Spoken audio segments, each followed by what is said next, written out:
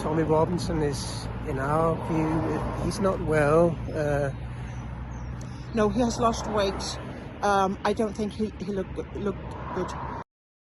Breaking right now, growing fears for Tommy Robinson in isolation at HMP Woodhill.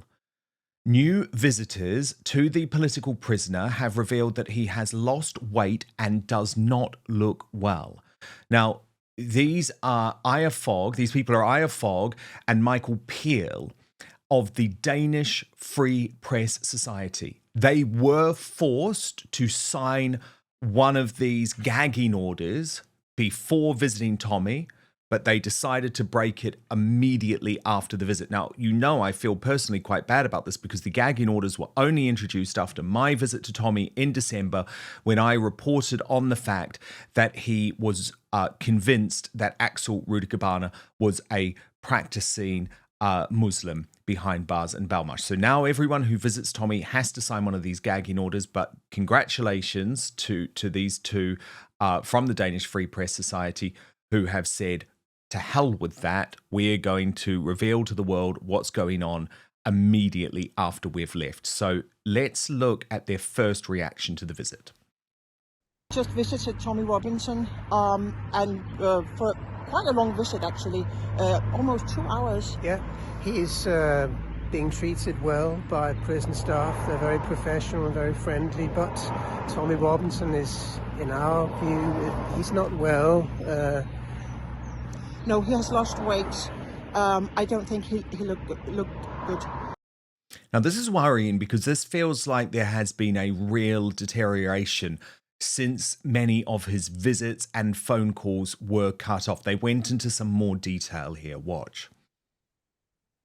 And he was slow in a way when he spoke, especially in the beginning. He was slow.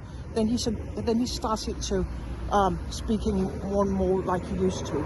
He said that the last time he was suffering from the stress of solitary confinement, he didn't realize how it affected him until after he came out and was released. And this is probably the same. But it's absurd living a political prisoner in 4 months of solitary confinement for the crime of making a film documentary, which has now been seen by 156 million people. It's not a criminal offence, and he's in solitary confinement for 9 months. And now he's been there for 4 months, and we can see a difference. It's obvious. And we're concerned. To emphasise authoritarianism in England at the moment under the current government, we were both forced to sign non-disclosure agreements where we commit ourselves to not conveying to the public anything of what we have experienced today, which is completely unspecified in this contract. What it is, if you ask, what is it that we're not allowed to say, we cannot get any answer to this. I mean, it is extraordinary.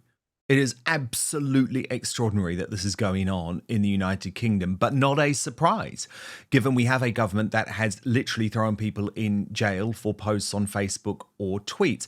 But it was interesting to hear an outsider's perspective as to what this does represent about tyranny in the UK. This is how they described their view of British politics after this decision.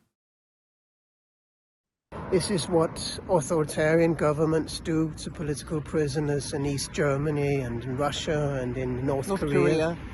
But we wouldn't have expected this kind of behavior from England, which was a democracy, I think we should say, in the past tense now.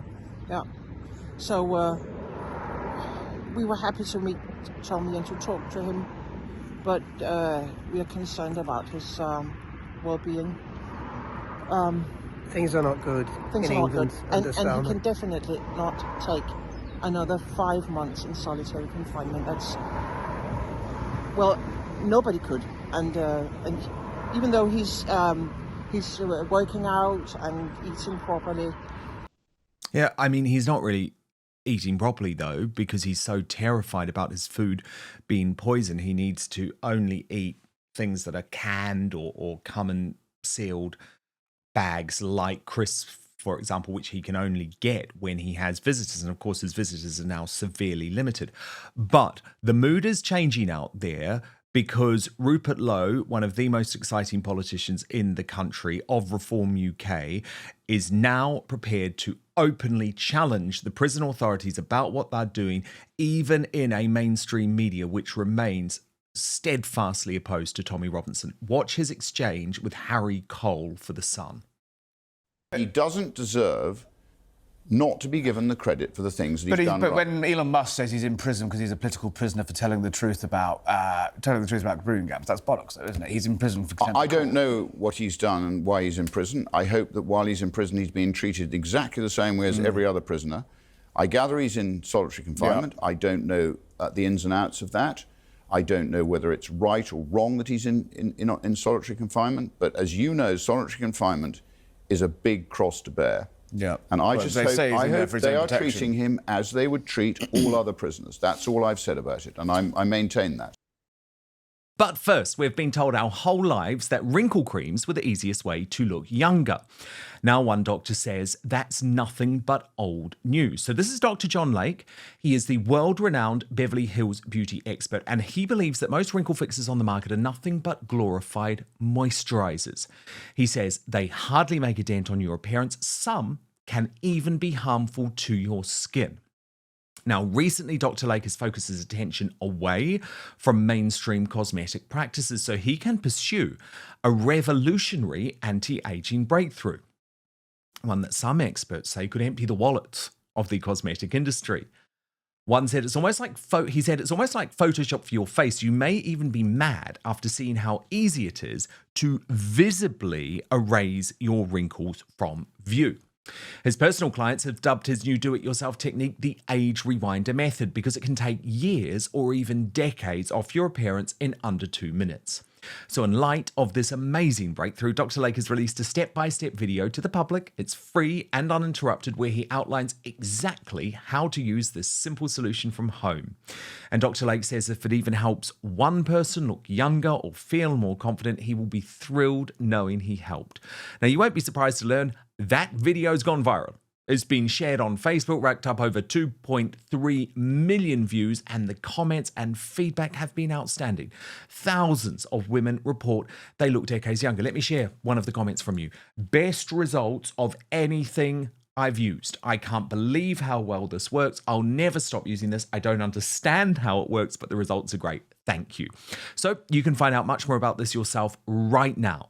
Go to bhmd1.com/outspoken or click on the link in the description box below. I'll repeat the address for you, bhmd1.com/outspoken. Now, there is one thing Dr. Lake asked from his viewers.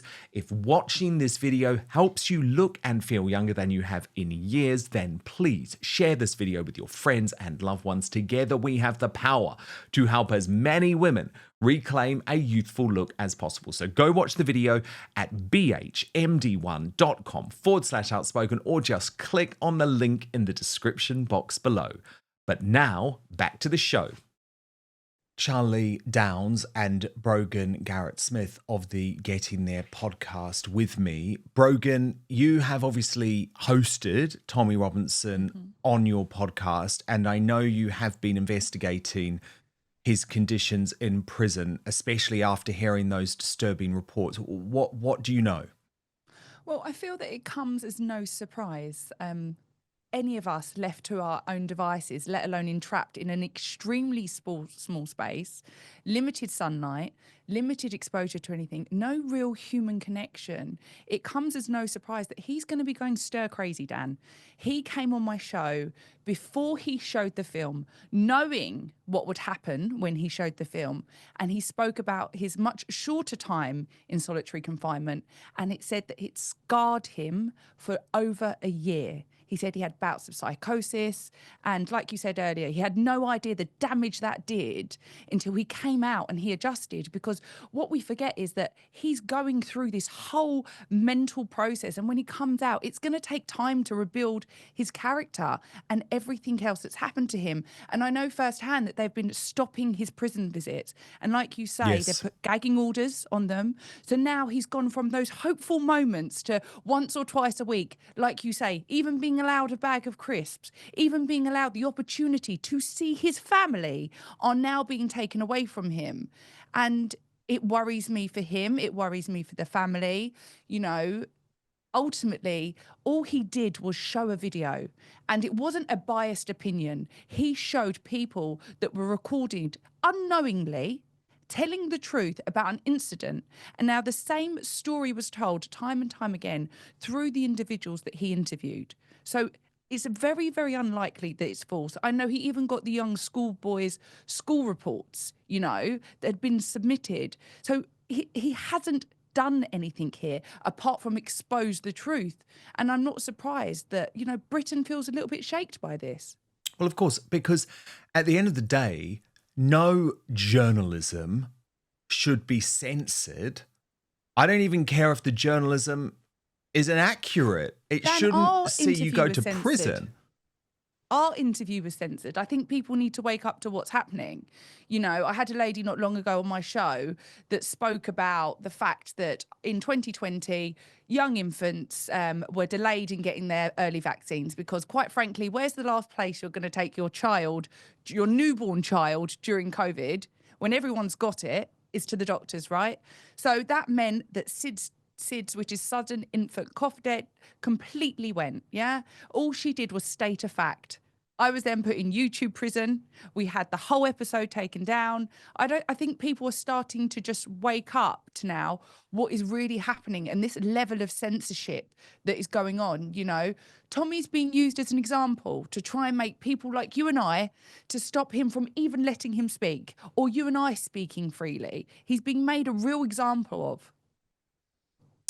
He is. But what's interesting, Charlie Downs, is that because of politicians like Rupert Lowe, who do have the balls not to just give in. I mean, he's now given 2 big interviews with the mainstream media over the past week, and he's pushed back to both the Daily Telegraph and the Sun. Do you think there is an Overton window shift going on when it comes to Tommy Robinson? Especially, by the way, given Elon Musk is now paying his legal fees.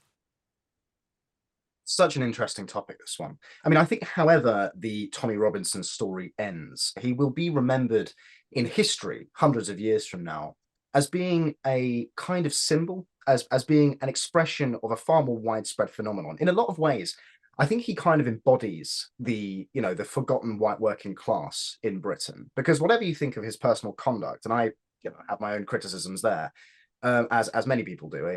Nobody's saying that he's a perfect kind of character. But whatever you think, I mean, the way he's being treated is actually quite well. It's almost like a microcosm of how the white working class in Britain in general have been treated. You know, they have been suppressed, censored, you know, kind of locked away, their interests not represented, you know, attacked by the state at every opportunity. And that's because we live under a state that fundamentally hates the indigenous people of the British Isles. But to kind of move on to the point of mainstream politicians now engaging with Tommy Robinson, I think that the right in Britain, and by that I mean basically, you know, the kind of nexus, the Conservative Party, the Reform Party, and so on, they don't quite know what to do with Tommy Robinson. And that kind of feeds into the same thing as I was just saying, in that they don't really know what to do with the white working class, because there is a British sense that you have to be polite and proper when you're operating in politics. And, you know, a figure like Tommy Robinson is neither polite nor proper, quite frankly. And so there is this sort of feeling that the kind of reflex, instinctual response of many people is to just reject, you know, in a kind of fearful way, any association with Tommy Robinson. And I don't think that's the right solution, right? I don't think that's the right strategy, because the correct view, in my opinion, of Tommy Robinson is, look, Tommy Robinson isn't going to be in government, right? He's not going to be prime minister. He's not going to be running the country. I think he would make a pretty bad prime minister. But with that being said, he is an expression of a phenomenon that is not going to go anywhere, all the while the concerns of the white working class in Britain go unaddressed. And this is on things like Islam. This is on things like mass immigration. This is on things like deindustrialization. This is on things like the destruction of local working class communities because of the destruction of industry, the destruction of community, the destruction of social fabric. These are things that have been going on for decades at this point. I mean, I've raised the spectre of Thatcher already. And I think that you can certainly trace it back to there to a certain extent, maybe before. And there have been things that have happened since. since, obviously, that have played a role. But the working class in Britain have been totally forgotten about. And I think that the right-wing movement in Britain, the conservative movement, the patriotic movement that is in its nascent form right now, and which has Reform UK as its centre of gravity, this concern and this group needs to be integrated into that. And again, that's not to say that you bring Tommy Robinson in. I think actually that would be electoral suicide if Reform did that, because the general public are just not going to go for Tommy Robinson, unfortunately, or fortunately, however you view that. That's just the truth of the matter. But what you do need to do is you need to speak for the people that Tommy Robinson currently speaks for, because at the moment, he's the only one doing that, and there's nobody else doing that. Yeah, and it is going to be absolutely fascinating. I mean, the first thing is Tommy Robinson doesn't want to be a politician. He has made that abundantly clear. I just checked for sure again in December with him, and no, he doesn't. But what he does want to be is an independent journalist. And I know that the first investigation that he is working on for when he comes out of prison, obviously won't speak about the details, but I know that he is coming for Labour. He is coming for this Labour government. And I think given the complete, and by the way, deserved downfall of the mainstream media, there's absolutely no reason that Tommy Robinson cannot be a very significant voice in terms of the shaping of public opinion ahead of the next election. You don't have to want to be an MP or in Parliament to make a real difference to the country. I have absolutely no desire to be a politician or to be an MP. I do have a real desire to help this country return to greatness. And so for me, I do believe that Tommy Robinson will have a part to play.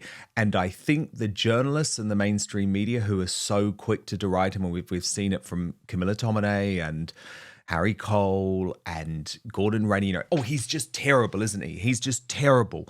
Actually, I think they will be the folk who end up on the wrong side of history there.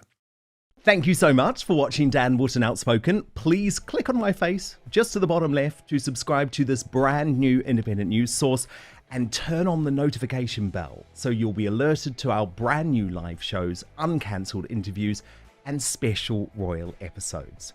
Outspoken is also now available as a podcast, so you can listen to the show every weekday on the go, wherever you are.